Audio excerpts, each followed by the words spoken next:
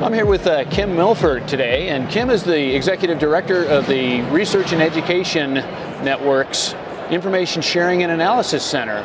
And truth be told, I've known Kim for several years. She was actually the person who started the security operations area at the University of Wisconsin-Madison, where I was the Chief Information Security Officer. So Kim, welcome. Thank you, it's good to be here. Yeah, how are things going in the fabulous world of REN-ISAC today? Great, and also always a little stressful. When you work in cybersecurity, as you know, you can't avoid that sort of stress because the threats come from so many different areas and they're external. We don't have much control over them. So it's always a little bit of a panic. It is. Well, the thing that is primarily on my mind today is this is the end of October, and while we're here at EDUCAUSE, which is the premier education information technology conference, it's the last week of Cybersecurity Awareness Month. This is our month. This is what we live for. So what are the most impactful things that you have seen this month, the greatest presentations or the greatest experiences you've had this month? So it's always a fun way to reframe cybersecurity for a bigger audience. So I appreciate you raising NCCM, as we tend to call it.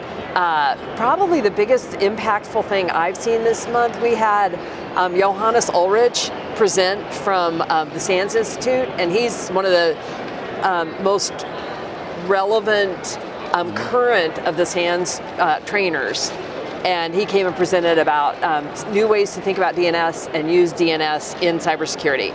And as I said to him after he finished, wow, that was really exciting. You make DNS fun, which is not always the easiest thing to do. So that was really impactful. A lot of our members tuned into that and asked great questions.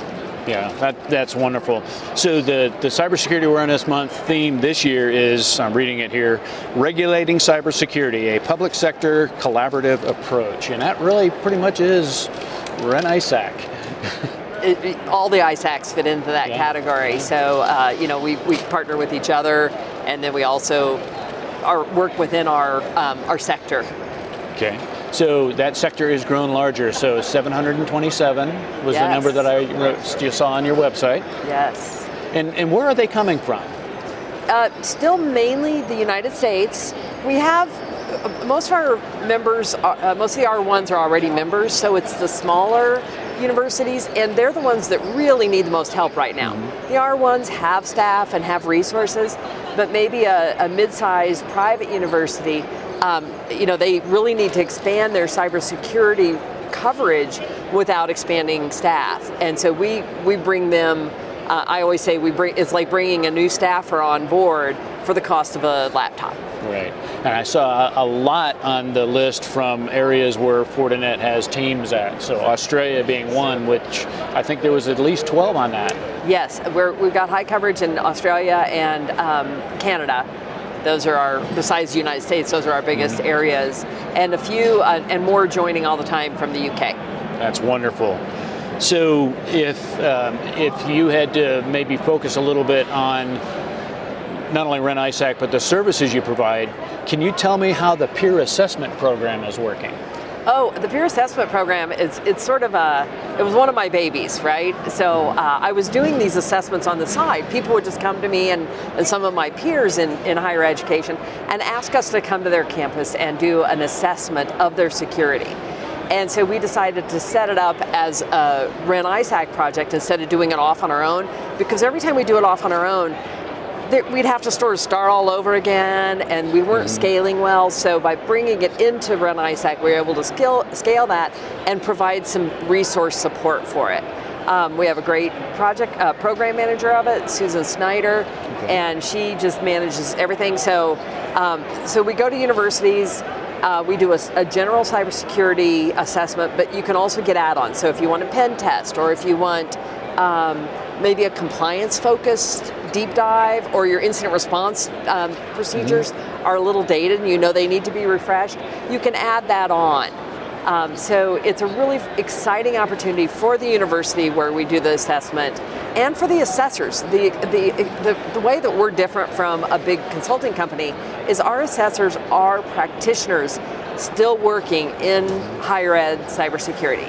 So that makes it really fun for them. And then some people are assessors, and then we go and assess them. So lots of fun there. Personally, I still do about one a year. I'd love to do more, but my schedule just doesn't allow it. Well, you have a big job there at REN-ISAC. I can certainly agree with that. So, in the world of training and certification, obviously the assessors have special skills. The universities, the larger ones, have people that have been deep into SANS and other places, and they've gotten some great credentials there. How do you see the credentials supporting what REN-ISAC does? In other words, are there some that are more important to support the REN-ISAC work than others? It changes every year. Sometimes it changes more frequently than that. So let me back up a little bit and say, with the Great Resignation and massive changes and the Great Retirement too, which is part of the Great Resignation, we have a lot of new staff in cybersecurity and higher education. This is not limited to higher education. The other ISACs are in the same boat. Right. So we're trying to skill those people up, and it's difficult. And then the older people, like myself, we have to develop these new skills. So how do things look in a cloud environment? How the cloud environment looked 10 years ago is very different from what it looks like today. Operational technology versus information technology is another big one that we have to focus on. So those are maybe two areas where training, sort of the more comprehensive training versus just focus on data, protection of personally identifiable data, that's always going to be important. But looking beyond that is an increasing concern. And then analytics and how we use the data. So, I read so much about student privacy, and I worry about the privacy of student data because we have so much data about these students now. And students are more concerned about privacy than they used to be. I read something recently where it's like 50% of students expressed concerns about the privacy of their data. So looking at that, what do we need to do to keep that data safe and to keep the students safe? As we use that more, the institutions use that data more, we're crossing and integrating that data from multiple sources. So I was at a session once and someone said, laughingly said, we now know what students have for breakfast and how that impacts their studies. So it's good because it leads to student success, which is very important, but how do we make sure that data isn't going to the wrong places and isn't available to people who need it? Who don't need it, sorry. I don't want people to know what I had for breakfast this morning. Seriously. Well, so what encourages you about the work that REN-ISAC is doing? And if you could point to maybe one overarching theme of REN-ISAC over the last year and a half, 2 years, what would be the focus now that we're pandemic free, sort of? Yeah, sort of. So, coming out of the pandemic, we're in an interesting place right now. Mm-hmm. One thing that we didn't really think of too much going into the pandemic was the mental, emotional health of our workers, and specifically around cybersecurity. As I mentioned, high stress jobs. We see a lot of burnout, we see a lot of people moving to different areas because of that stress. So how can we support our workers more, especially incident response people? That's a very stressful job. One of the things that I get to do now is that I'm officially a remote worker. I don't have an office. And the thing I like about that is not only the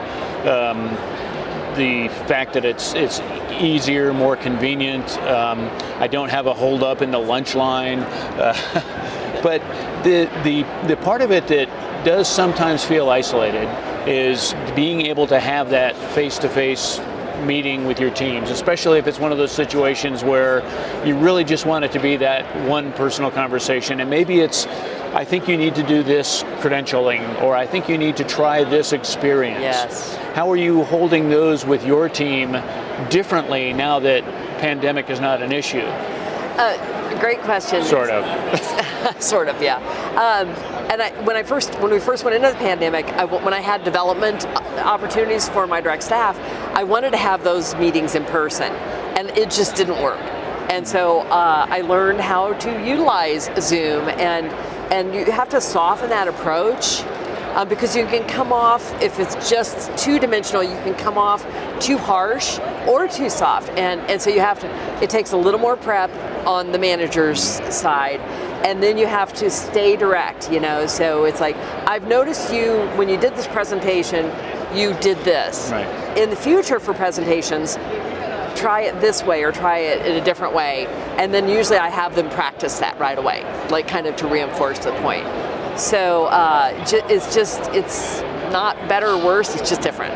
But as a leader, you're doing this in amongst everything else that is going on. Yes. The fact that education is under attack continuously now, the fact that ransomware, not only are they demanding more ransom to unlock the data, but they're also threatening to sell it.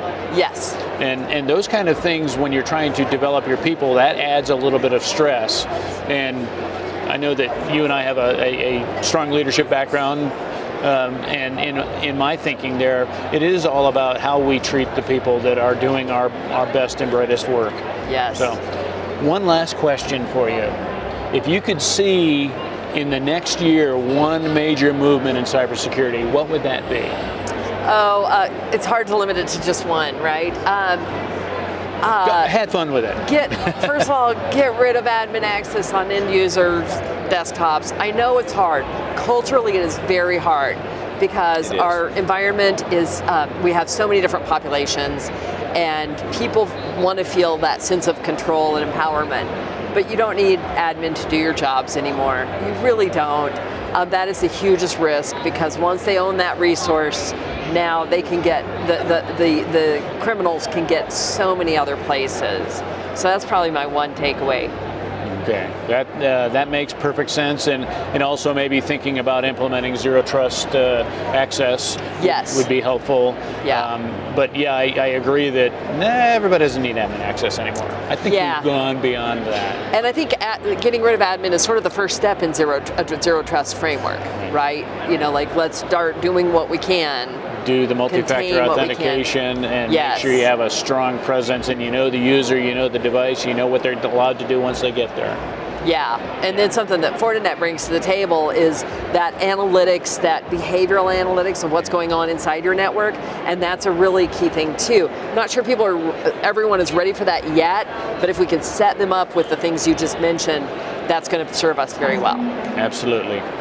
Well, so we've been having a great conversation with Kim Milford, and I really appreciate your time with us today, and I hope you have a wonderful EDUCAUSE conference. Thank you. You too, Bob. All right, have a great day.